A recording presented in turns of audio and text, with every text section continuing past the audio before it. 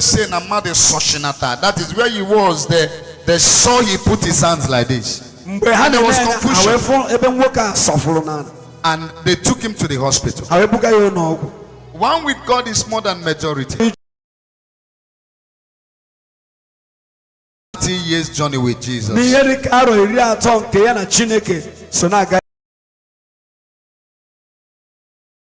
August 27 next year we make it 30 years. August 27.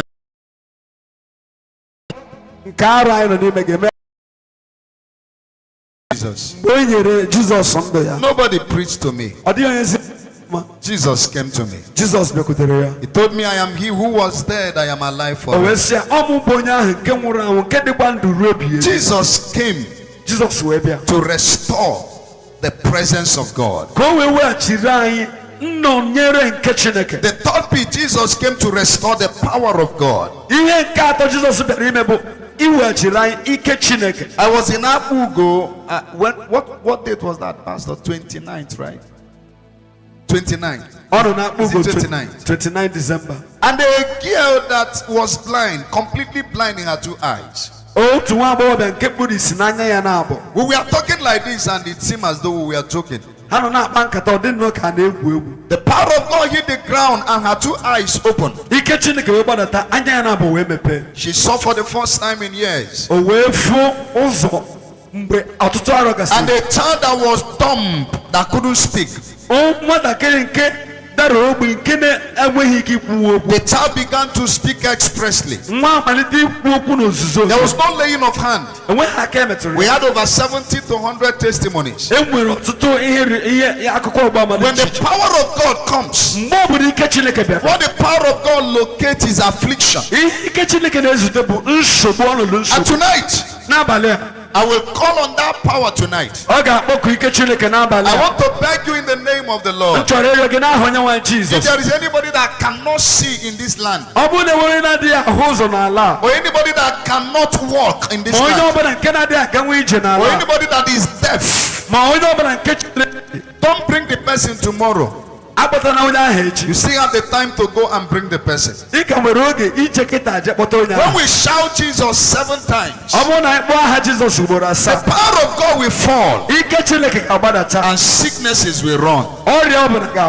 Sicknesses will take off. Now you will make mistake to think that the man that came is powerful. It will bow. You know, there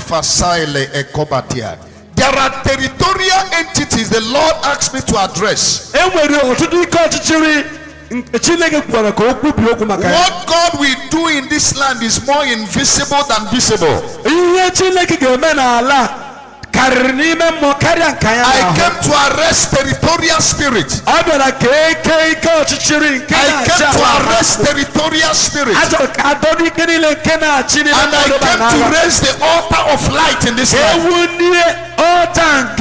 Find a site in Abai. I came to raise the altar of light in this place.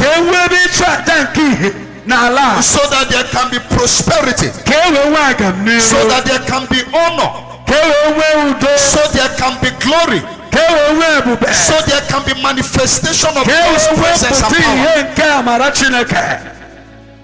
Now there is something you must do tonight to become a candidate of what God has begun to do. And that thing you must do is that you must surrender your life to Jesus. Why did Jesus come? Number 4, he came to restore God's provision that man lost. After Adam lost in the Garden of Eden, why did Jesus came to restore the purpose of God for mankind? Adam lost it, but Jesus came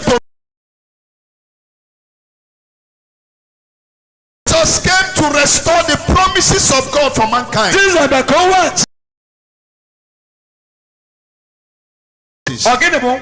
The promises of longevity. the promises of health, the promises of honor. Jeremiah 29 verse 11 says, I know the thought I think towards you. They are